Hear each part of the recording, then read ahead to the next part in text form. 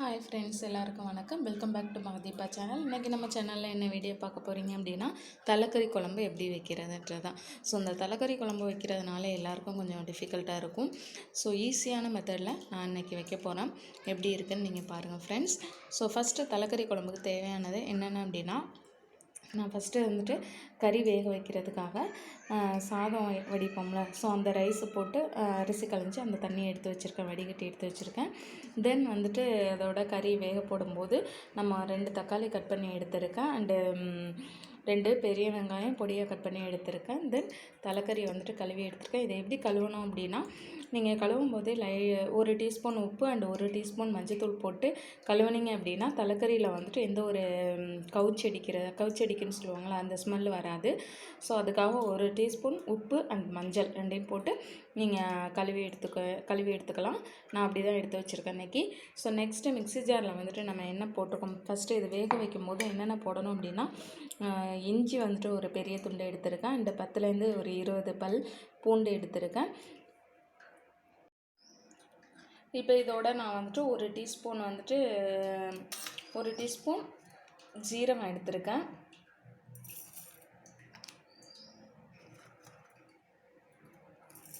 Spoon use பண்ணாமல் கையால் எடுத்திருக்கேன். ஸோ நீங்கள் பார்த்துக்கோங்க, 1 டீஸ்பூன் எடுத்துக்கோங்க. ஒரு 10லேருந்து 15 மிளகு எடுத்துக்கோங்க.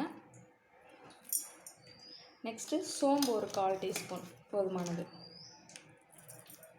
இவ்வளோதாங்க. ஸோ இதை பண்ணாமல் கிரைண்ட் பண்ணி எடுத்துக்கலாம்.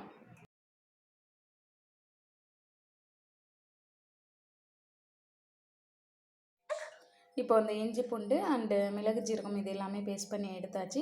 ஸோ இதை நம்ம வந்துட்டு இந்த தண்ணியோட ஆட் பண்ணிக்க வேண்டியதான். அதுக்கு முன்னாடி 1 டீஸ்பூன் மஞ்சத்தூள், ஒரு 1/2 டீஸ்பூன் மஞ்சத்தூள் சேர்த்தா போதுமானது. நான் 1/2 டீஸ்பூன் மஞ்சத்தூள் எடுத்திருக்கேன். ஸோ நெக்ஸ்ட்டு வந்துட்டு நம்ம இது எல்லாத்தையும் ஒன்றா போட்டுடலாம்.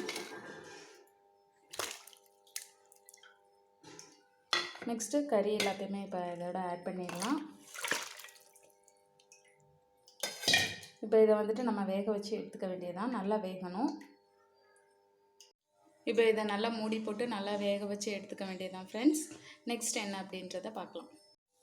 நெக்ஸ்ட்டு நான் ஒரு 1/2 மூடி தேங்காய் துருவி எடுத்து வச்சுருக்கேன். அண்டு வந்துட்டு ஒரு லெமன் சைஸ் அளவு புளி எடுத்து ஊற வச்சுருக்கேன். ஸோ கறி நல்லா வெந்த பிறகு தண்ணி கொஞ்சம் வடிகட்டிட்டு நாம் இதை வந்துட்டு ஆட் பண்ண வேண்டியதுதான். தேங்காவோட ஒரு 1/2 டீஸ்பூன் சோம்பு சேர்த்து நல்லா பேஸ்ட் மாதிரி அரைச்சி எடுத்துக்கணும் ஃப்ரெண்ட்ஸ்.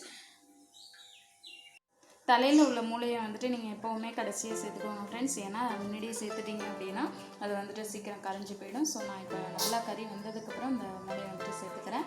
நாங்கள் இந்த சூப்பு குடிக்கும்போதே இதையும் எடுத்து சாப்பிட்ருவோம். ஸோ நீங்கள் உங்களுக்கு எப்படி விருப்பமோ அது மாதிரி நீங்கள் பண்ணிக்கலாம். இப்போ கறி நல்லா வெந்துடுச்சு ஃப்ரெண்ட்ஸ். இப்போ வந்துட்டு நமக்கு தண்ணி தேவைப்பட்டால் நம்ம எடுத்துக்கலாம். ஸோ நாங்கள் எப்போவுமே தண்ணி குடிப்போம். ஸோ அதனால் தண்ணி கொஞ்சம் நான் எடுத்துக்க போகிறேன். இப்போ நம்ம உங்களுக்கு தேவையான அளவு நீங்கள் மிளகாத்தூள் சேர்த்துக்கலாம். அண்டு உப்பும் சேர்த்துக்கலாம்.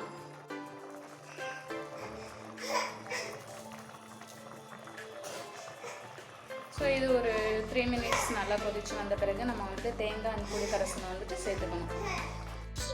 ஸோ அந்த வடிகட்டின தண்ணி வந்துட்டு நான் எடுத்து வச்சுருக்கேன். கறி வேக வச்ச தண்ணி எடுத்து வச்சுருக்கேன். இதோட நான் வந்துட்டு தேங்காய் அரைக்கிறதுக்கு முன்னாடி அதில் லைட்டாக தண்ணி ஊற்றி தேங்காய் பால் புளிஞ்சு எடுத்துருக்கேன். ஸோ இந்த தேங்காய் பாலை இதோட ஆட் பண்ணி நம்ம குடித்தா அந்த கறி தண்ணி சூப் டேஸ்ட் நல்லாயிருக்கும். நெக்ஸ்ட்டு தேங்காய் அரைச்சி பேஸ்ட் மாதிரி எடுத்து வச்சுருக்கேன். நெக்ஸ்ட்டு வந்துட்டு புளி தண்ணி எடுத்து வச்சுருக்கேன். இப்போ நம்ம குழம்பு நல்லா கொதிச்சிடுச்சு. இப்போ நம்ம இதை வந்துட்டு குழம்போட ஆட் பண்ணிக்கலாம் ஃப்ரெண்ட்ஸ். இப்போ குழம்பு கொதிச்சு வந்துடுச்சு. இப்போ வந்துட்டு இதை தேங்காய் ஆட் பண்ணிக்கிறேன். நெக்ஸ்ட்டு தேங்காய் புளி கரைசலையும் ஆட் பண்ணிக்க வேண்டியதுதான் ஃப்ரெண்ட்ஸ்.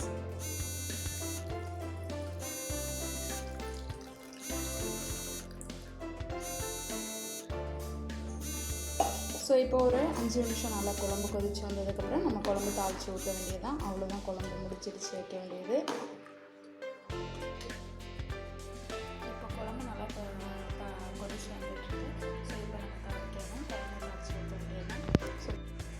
குழம்பு தாளிக்க தேவையான பொருட்கள் 2 பிரிஞ்சி இலை, ஒரு பட்டை துண்டு அண்டு 2 கிராம்பு, ஒரு வெங்காயம் பொடியாக கட் பண்ணி எடுத்து வச்சுருக்கேன் பெரிய வெங்காயம், அண்டு ஒரு தக்காளி கட் பண்ணி எடுத்து வச்சுருக்கேன், இஞ்சி பூண்டு பேஸ்ட் எடுத்து வச்சுருக்கேன். இப்போ இதை நம்ம தாளிக்கலாம். குழம்பு தாளிக்க தேவையான அளவு எண்ணெய் எடுத்துக்கலாம்.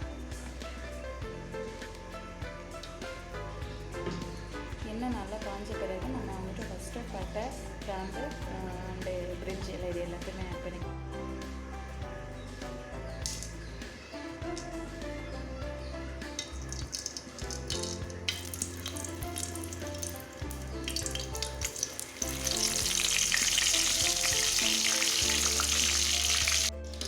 நெக்ஸ்ட்டு வெங்காயம்,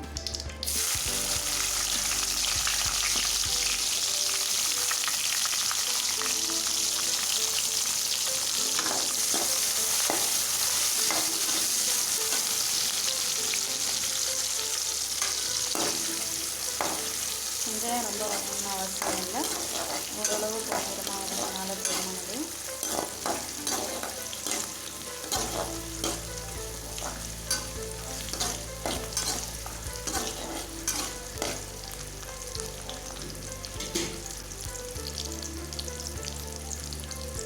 நெக்ஸ்ட்டு நம்ம இஞ்சி பூண்டு பேஸ்ட் ஆட் பண்ணிக்கலாம்.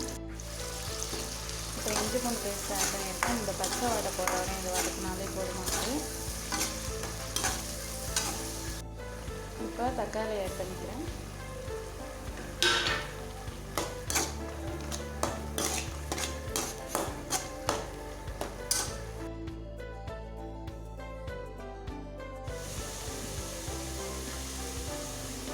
குழம்பு நல்லா கொதிச்சு இருக்குது. இந்த டைமில் நம்ம விட குழம்பு தாளிச்சு வைக்க வேண்டியதான். ஸோ அதே பக்கத்தில் தாளிச்சு வச்சுட்டு இதை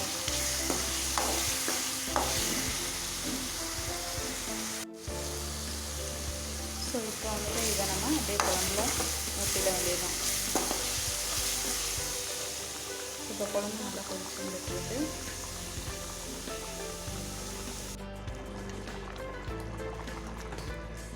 இப்போ குழம்புல தாளித்து ஊற்றியாச்சு ஃப்ரெண்ட்ஸ். குழம்பு வேக முடிஞ்சுது. இவ்வளோ ஈஸியாக நம்ம வந்துட்டு செஞ்சிடலாம், ரொம்ப நேரமும் ஆகாது. இப்போ குழம்பு தாளித்து ஊற்றி ஒரு 2 மினிட்ஸ் வந்துட்டு கொதிக்க விட்டால் போதுமானது. அதுக்கு கேஸ் ஆஃப் பண்ணிடலாம்.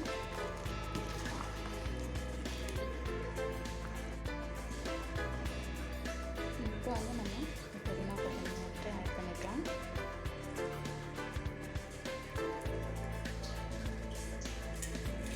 கண்டிப்பாக இந்த குழம்பு ரெசிபி எல்லாருக்குமே ரொம்ப பிடிக்கும் நான் நினைக்கிறேன். ஸோ அவங்க எல்லாருக்கும் இந்த வீடியோ பிடிச்சிருந்தா நம்ம சேனலை மறக்காமல் சப்ஸ்கிரைப் பண்ணிவிடுங்க.